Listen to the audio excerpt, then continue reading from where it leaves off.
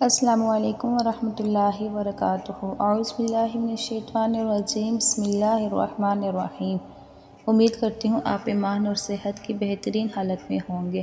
دوستو، آج میں آپ کو بتاؤں گی موت آنے سے پہلے انسان کے ساتھ کیا ہوتا ہے، وہ کن حالات سے گزرتا ہے، موت کے فرشتے اس سے کیا کہتے ہیں کہ وہ بے بسی سے رو پڑتا ہے۔ دوستو، موت کا دن تو برحق ایک نہ ایک دن آنی ہے۔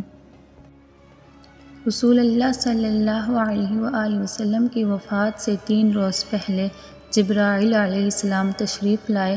فرمایا کہ اللہ پاک آپ کو سلام فرماتا ہے اور یہ ارشاد کرتا ہے کہ آپ کا مزاج کیسا ہے۔ آپ صلی اللہ علیہ وآلہ وسلم نے فرمایا، اے جبرائیل، میں بہت غمگین ہوں۔ اول روز مزاج پوچھ کر چلے گئے، پھر دوسرے روز آئے، اسی طرح مزاج پرسی فرمائی، پھر آپ نے وہی جواب دیا۔ تیسرے دن حکم ہوا کہ آپ کو کیا غم ہے، حالانکہ اللہ تعالیٰ خوب جانتا ہے، لیکن آپ اپنی زبان سے فرمائیں۔ آپ صلی اللہ علیہ وآلہ وسلم نے فرمایا، مجھے گناہ گار امت کا اس وقت بہت خیال آتا ہے، گناہ گاروں کی مغفرت کس طرح ہوگی۔ جب حضرت جبرائیل علیہ السلام رسول اللہ صلی اللہ علیہ وآلہ وسلم کا پیغام لے کر واپس آسمانوں پر گئے تو اللہ پاک نے گناہ گاروں کی مغفرت سے متعلق کیا جواب دیا، یہ بھی ہم آپ کو بتانے والے ہیں، لیکن اس سے پہلے یہ بتانا چاہتے ہیں کہ گناہوں سے توبہ کرنا کیسا ہے۔ توبہ انسان کو بے گناہ بنا دیتی ہے، جیسے انسان نے کوئی گناہ کیا ہی نہیں تھا، اور ایسا کر دیتی ہے جیسا کہ وہ آج ہی ماں کے پیٹ سے پیدا ہوا ہو، کیونکہ جب انسان پیدا ہوتا ہے بالکل بے گناہ ہوتا ہے، اور بے گناہی اللہ تعالیٰ کو بہت پسند ہے، اور بے گناہی اطاعت الہی کی دلیل ہے، اور گناہ نافرمانی کی علامت ہے۔ لہٰذا جو بندے فرما بردار ہوں، اللہ انہیں پسند کرتا ہے اور اپنی قربت سے نوازتا ہے۔ چنانچہ ہر انسان کی یہ کوشش ہونی چاہیے کہ وہ جس قدر اللہ کے حضور جھک سکتا ہو جھکے، کیونکہ توبہ بندے کو اللہ کے قریب کر دیتی ہے۔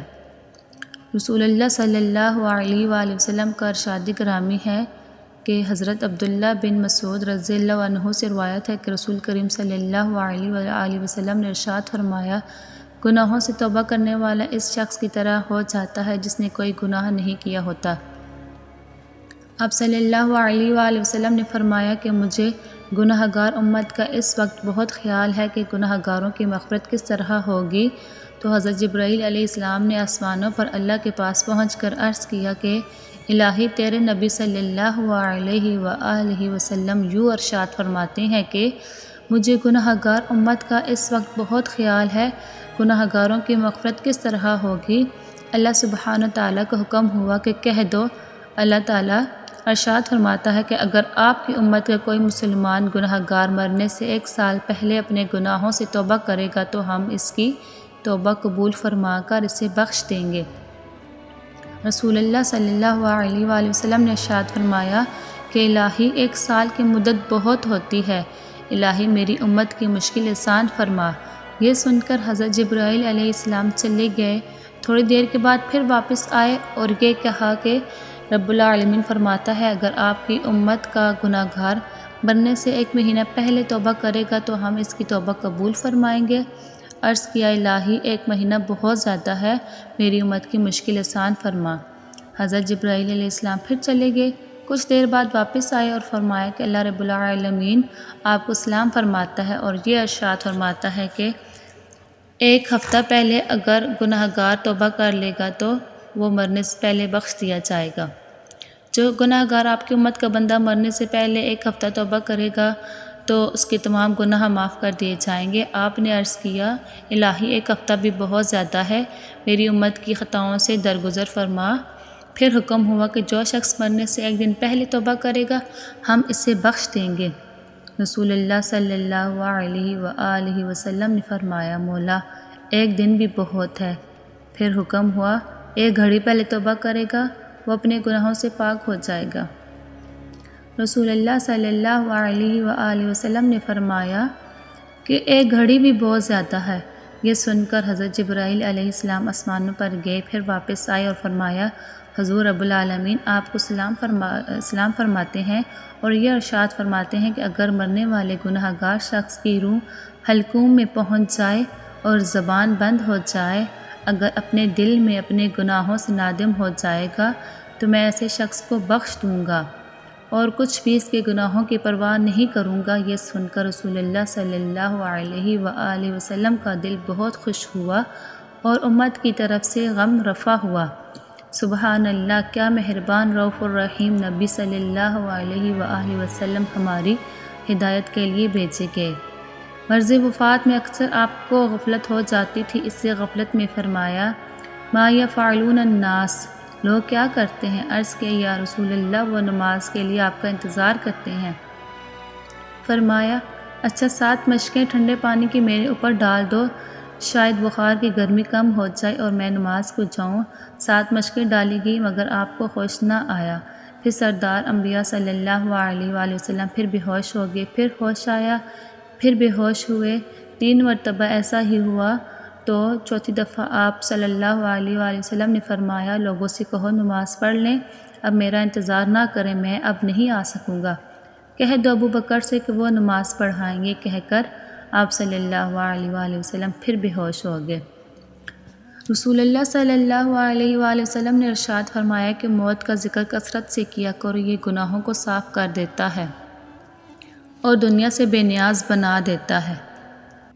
جب کسی انسان کی موت کا وقت آ جاتا ہے اور جب اس کی زبان بند ہو جاتی ہے تو 4 فرشتے اس کے پاس آتے ہیں اور سلام کرتے ہیں۔ پہلا فرشتہ سلام کے بعد کہتا ہے اللہ کے بندے، میں تیری روزی پر موکل تھا، میں نے تمام زمین پر پورب سے پشچم تک تلاش کیا مگر تیری روزی کا ایک لقمہ بھی کہیں نہیں پایا۔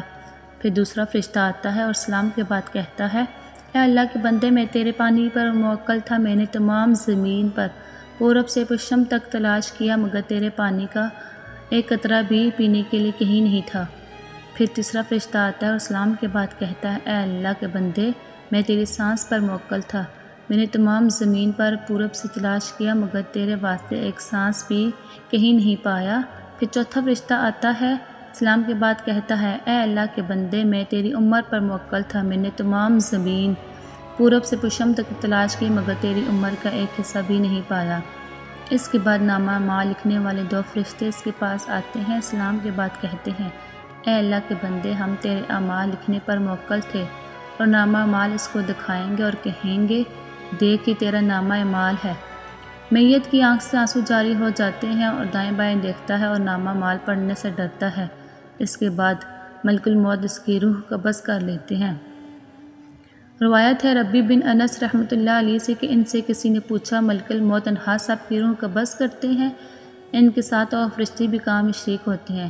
فرمایا روح قبض کرنے کا کام انہی کے حوالے سے ہے، اس کام پر ان کے ساتھ بہت سے فرشتے مدد کے واسطے دیے گئے ہیں اور ملک الموت سب کے سردار ہیں۔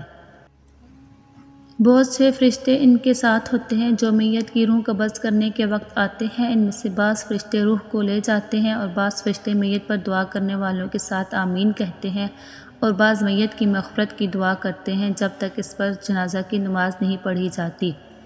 اللہ تعالیٰ سے دعا ہے کہ ہم سب کی اسلام پر گزرے اور خاتمہ ایمان پر ہو، آمین۔ جزاک اللہ خیرا۔